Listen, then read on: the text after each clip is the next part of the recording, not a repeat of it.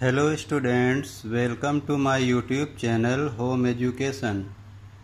Today I am going to give lecture on finite verb, a very special topic of English grammar for UP and CBSE board.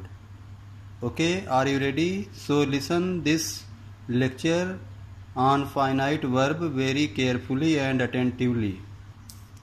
तो students, मैं आपको बताना ये चाहता हूँ कि ये लेक्चर फाइनाइट वर्ब पर जो मैं देने जा रहा हूँ, ये सवाल आपके और जवाब हमारे के अंतर्गत है। यानी कि एक स्टूडेंट्स ने मुझसे क्वेश्चन किया कि व्हाट इज फाइनाइट वर्ब। तो मैं उस स्टूडेंट को वीडियो बनाकर फाइनाइट वर्ब के बारे में बता रहा हूँ। ये वीडियो आपके लिए भी बहुत ज़्यादा इम्पॉर्टेंट साबित होने वाला है, सीबीएसई और यूपी दोनों बोर्ड के लिए। तो आप फाइनाइट वर्ब के बारे में बहुत ध्यान से सुनिए। तो आज का हमारा टॉपिक है फाइनाइट वर्ब। तो स्टूडेंट्स, फाइनाइट वर्ब का मतलब होता है मेन वर्ब। एक सेंटेंस में जो मेन वर्ब होता है उसे ही हम फाइनाइट वर्ब कहते हैं। ठीक है, अब आइए आगे बढ़ें। आप बहुत से सेंटेंस पढ़ते होंगे और मिला जुला करके आपको कुल 4 तरह के वर्ब मिलते हैं।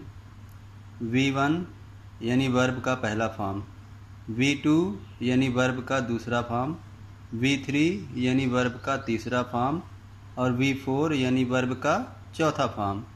यही 4 वर्ब आप पढ़ते हैं तरह तरह के सेंटेंस में।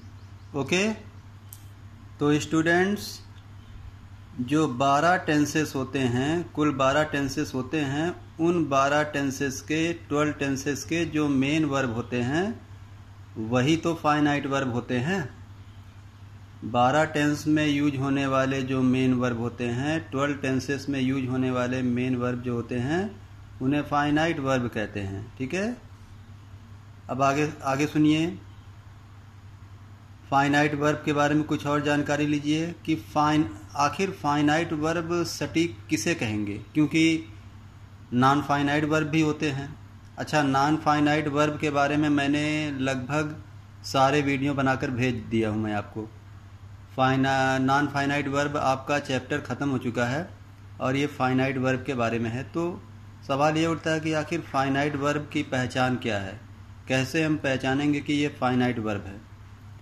तो फाइनाइट वर्ब की पहचान ये है, सबसे बड़ी पहचान ये है कि which verb has subject is called finite verb. जिस वर्ब का अपना सब्जेक्ट होता है उसे फाइनाइट वर्ब कहते हैं। ये बहुत बड़ी पहचान है। ठीक है, अब ये सवाल उठता है कि फाइनाइट वर्ब कहाँ कहाँ पर यूज होता है, कौन कौन सी कंडीशन में यूज होता है। तो आइए हम उसको देखें। एक कंडीशन है फाइनाइट वर्ब यूज होने की, मॉडल ऑक्सिलरीज या मॉडल्स के बाद जो वर्ब यूज होता है, या मॉडल ऑक्सिलरीज प्लस वर्ब, ऐसा कॉम्बिनेशन बहुत से सेंटेंस में होता है।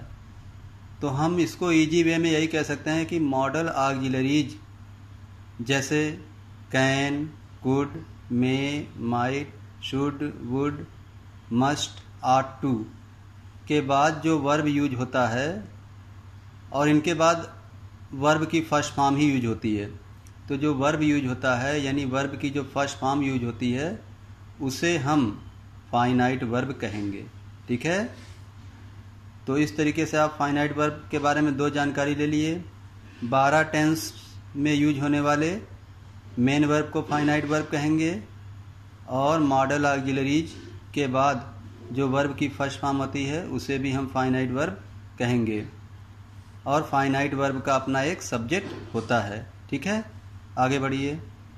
अब सवाल ये उठता है कि कौन से सेंटेंस में कितने फाइनाइट वर्ब यूज होते हैं। ये बहुत बड़ा सवाल है, तो आज हम इसका भी जवाब दे देते हैं। तो जितने भी आप सेंटेंस पढ़ते हैं तो सेंटेंस को 3 भाग में बांटा गया है, सेंटेंस को 3 भाग में कैटेगराइज किया गया है। तो जो आपका सेंटेंस का जो 3 भाग होता है, हम उसके हिसाब से हम आपको बता देते हैं कि किस तरीके से हर एक सेंटेंस में कितने फाइनाइट वर्ब यूज होते हैं। सबसे पहले मैं आपको बताऊं, सबसे पहला भाग होता है सेंटेंस का सिंपल सेंटेंस, और दूसरा भाग होता है कॉम्प्लेक्स सेंटेंस, और तीसरा भाग होता है कंपाउंड सेंटेंस। इन 3 भाग में सेंटेंस को बांट दिया गया है। ठीक है, तो अब मैं आपको ये बताना चाहता हूँ कि सिंपल सेंटेंस में कितने फाइनाइट वर्ब यूज होते हैं। 1 फाइनाइट वर्ब। सिंपल सेंटेंस में कितने फाइनाइट वर्ब? 1 finite verb. अब एग्जाम्पल देख लीजिए, मैं 2 एग्जाम्पल दे करके आपको यहाँ पे साबित करना चाहता हूँ कि सिंपल सेंटेंस में सिर्फ 1 फाइनाइट वर्ब यूज होता है। जैसे एग्जाम्पल है, fish can not survive without water. ये एग्जाम्पल है, देख रहे हैं आप, fish can not survive without water. अगर आप देखेंगे तो यहाँ पर वर्ब है सर्वाइव, अंडरलाइन किया हुआ है, और इस सेंटेंस में आपका कोई दूसरा वर्ब नहीं है। ठीक है, और इस तरीके से ये सिंपल सेंटेंस है। सिंपल सेंटेंस में सिर्फ 1 फाइनाइट वर्ब यूज होता है, और वो आप यहाँ पर देख रहे हैं। कितने फाइनाइट वर्ब? 1 finite verb. ठीक है, तो ये रहा आपका सिंपल सेंटेंस का एक एग्जाम्पल। सिंपल सेंटेंस का दूसरा एग्जाम्पल भी ले लीजिए। A hungry lion killed a deer. A hungry lion killed a deer. अब यहाँ पर अगर आप देखेंगे वर्ब है किल्ड, तो सिर्फ एक ही वर्ब है, देख लीजिए आप। तो इस तरीके से आपका ये भी सिंपल सेंटेंस है, और सिंपल सेंटेंस में कितने फाइनाइट वर्ब? 1 finite verb. तो 2 सिंपल सेंटेंस का एग्जाम्पल दिया, दोनों में 1 फाइनाइट वर्ब यूज होते हुए दिख रहे हैं। मैं आपको ये बताना चाहता हूँ, जितने भी सिंपल सेंटेंस हैं, I am talking about all simple sentences, सारे सिंपल सेंटेंसेस में सिर्फ 1 फाइनाइट वर्ब का यूज होता है। अब हम बात करेंगे सिंपल सेंटेंस के बाद कॉम्प्लेक्स सेंटेंस की। तो कॉम्प्लेक्स सेंटेंस में आपके 2 फाइनाइट वर्ब यूज होते हैं। How many finite verbs? 2 finite verbs use होते हैं कॉम्प्लेक्स सेंटेंस में। तो आइए हम आपको बता दें क्यों 2 फाइनाइट वर्ब्स यूज होते हैं। सुनिए ध्यान से। हाँ, तो मैं बता रहा था कि कॉम्प्लेक्स सेंटेंस में 2 फाइनाइट वर्ब यूज इसलिए होते हैं क्योंकि कॉम्प्लेक्स सेंटेंस में 2 क्लॉज होते हैं। कितने clause? 2 clause, subordinate, principal clause and subordinate clause. ऐसा इसलिए होता है क्योंकि कॉम्प्लेक्स सेंटेंस में कनेक्टिव्स या कंजंक्शंस का प्रयोग होता है। तो इसीलिए कॉम्प्लेक्स सेंटेंस में डबल फाइनाइट वर्ब यूज होते हैं। तो आइए कॉम्प्लेक्स सेंटेंस का एग्जाम्पल भी ले लें। देखिए, मैं 2 एग्जाम्पल के द्वारा आपको बताना चाहता हूँ। Although he is poor, he is honest. हालांकि वह गरीब है, वह ईमानदार है। अब यहाँ पे देखिए, यहाँ पर ये ऑल्दो कनेक्टिव का काम कर रहा है। यहाँ पर ये एक वर्ब दिख रहा है इज, और दूसरा वर्ब भी आपका दिख रहा है इज। तो ये आपका कॉम्प्लेक्स सेंटेंस है, कनेक्टिव यहाँ पर दिख रहा है। तो इस तरीके से आपने देखा कि कॉम्प्लेक्स सेंटेंस में डबल फाइनाइट वर्ब यूज होता है। यहाँ पर आप देख रहे हैं, एक वर्ब यहाँ है इज और एक वर्ब यहाँ है इज। उसी तरीके से आप देखिए 2 सब्जेक्ट भी है, ये रहा ही, इस इज का, इस वर्ब का सब्जेक्ट ही, और इस वर्ब का भी सब्जेक्ट ही, सॉरी। तो इस तरीके से आपने देखा कॉम्प्लेक्स सेंटेंस में आपका डबल फाइनाइट वर्ब यूज हो रहा है। एक बात और जान लीजिए, जिस सेंटेंस में मेन वर्ब यूज नहीं होता है उसमें हेल्पिंग वर्ब को ही हम वर्ब कहते हैं। ठीक है, ये बात आप जानिए। कॉम्प्लेक्स सेंटेंस का दूसरा एग्जाम्पल देखिए। ही वर्कड हार्ड दो ही फेल्ड इन एग्जाम। तो कितने वर्ब आपको दिख रहे हैं? एक है वर्कड और एक है फेल्ड, दिखा? तो ये कॉम्प्लेक्स सेंटेंस है, तो इसीलिए इसमें जो है दो वर्ब आपको दिख रहे हैं, दो सब्जेक्ट भी दिखेंगे। पहला वर्ब है वर्कड, उसका सब्जेक्ट है ही।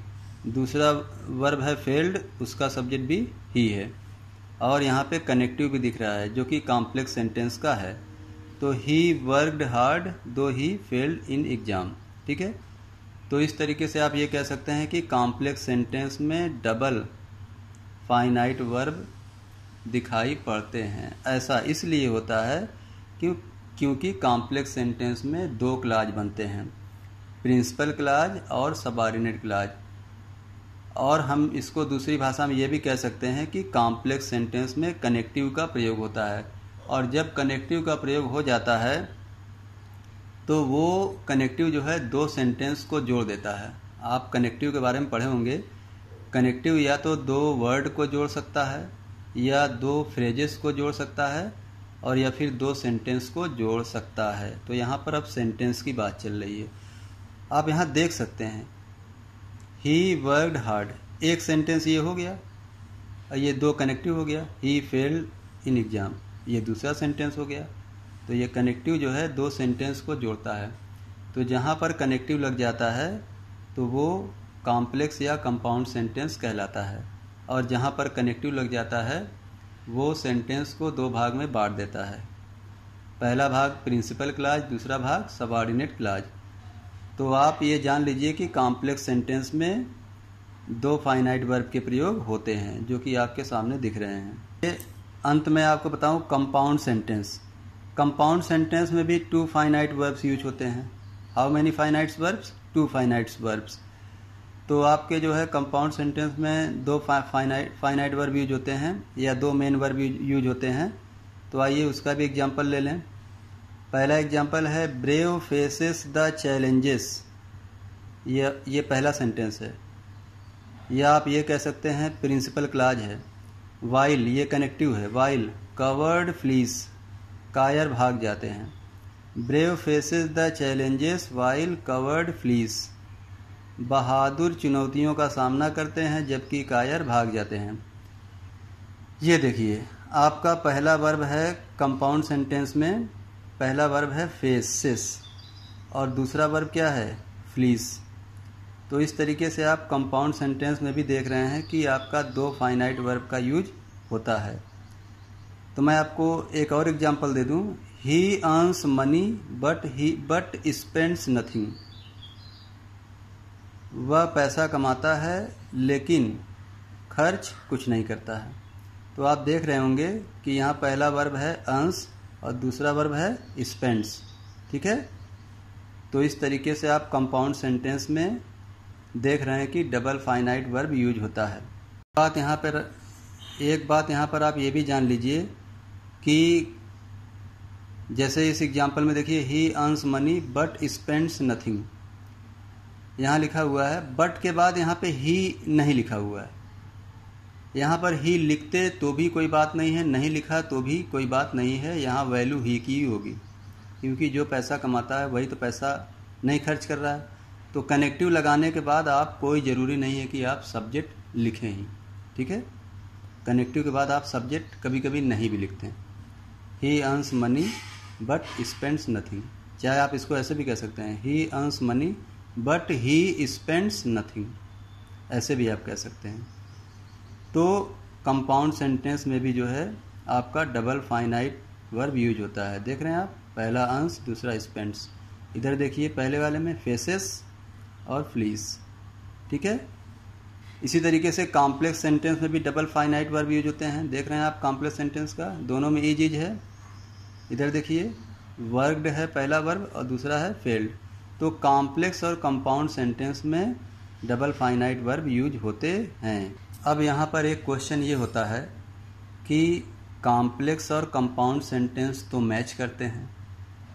मैच कैसे करते हैं? क्योंकि दोनों में दो क्लाजेस होते हैं, प्रिंसिपल क्लाज और सबऑर्डिनेट क्लाज दोनों में होते हैं। दोनों में कनेक्टिव्स के प्रयोग होते हैं। तो फिर आखिर हम कॉम्प्लेक्स और कंपाउंड सेंटेंस में अंतर कैसे प्राप्त करेंगे? तो आपको मैं एक सीधा सा तरीका बताता हूँ जिससे आप कॉम्प्लेक्स और कंपाउंड सेंटेंस के अंतर जान पाएंगे। सुनिए ध्यान से। आप के पास स्मार्टफोन है, आपके पास इंग्लिश ग्रामर की बुक है, आप हमसे भी पूछ सकते हैं या फिर मैं अगला वीडियो बना करके मैं आपको बता भी दूंगा। एक्चुअली कॉम्प्लेक्स और कंपाउंड सेंटेंस मैच तो करते हैं, जैसे दोनों में कनेक्टिव का यूज होता है, दोनों में दो क्लाज बनते हैं, प्रिंसिपल और सबऑर्डिनेट क्लाज। लेकिन दोनों में अंतर ये होता है, दोनों में कनेक्टिव्स के अंतर होते हैं। कॉम्प्लेक्स सेंटेंस में जो कनेक्टिव्स लगते हैं वो कनेक्टिव्स कंपाउंड सेंटेंस में नहीं लगते हैं। तो आप आराम से पता कर सकते हैं कि कॉम्प्लेक्स सेंटेंस में कौन कौन से कनेक्टिव्स लगते हैं या कंपाउंड सेंटेंस में कौन कौन से कनेक्टिव्स लगते हैं। तो कनेक्टिव्स के आधार पे आप पता लगा सकते हैं कि ये सेंटेंस कॉम्प्लेक्स कहलाएगा या कंपाउंड कहलाएगा। एक वीडियो मैं ऐसा कुछ बना के आपको दूंगा ताकि आप कॉम्प्लेक्स और कंपाउंड सेंटेंस में अंतर प्राप्त कर सकें। तो स्टूडेंट्स, कैसा लगा ये वीडियो? फाइनाइट वर्ब जो कि बहुत बड़ा टॉपिक था, और ये टॉपिक सवाल आपके जवाब हमारे के अंतर्गत एक स्टूडेंट ने मुझसे सवाल किया था कि फाइनाइट वर्ब क्या होता है। स्टूडेंट सीबीएसई बोर्ड का है और इस तरीके से मैंने फाइनाइट वर्ब के बारे में बिल्कुल आपका डाउट क्लियर कर दिया। कैसा ये वीडियो लगा आपको, इसका फीडबैक आप कमेंट बॉक्स में दीजिए और इस वीडियो को अधिक से अधिक देखिए, इस पर नोट्स बनाइए और फाइनाइट वर्ब पर कम से कम 10 सेंटेंस बनाइए और उसे भेजिए मेरे पास। इस वीडियो को अधिक से अधिक शेयर करिए, अपने साथियों को, अपने भाइयों को, बहनों को शेयर करिए। और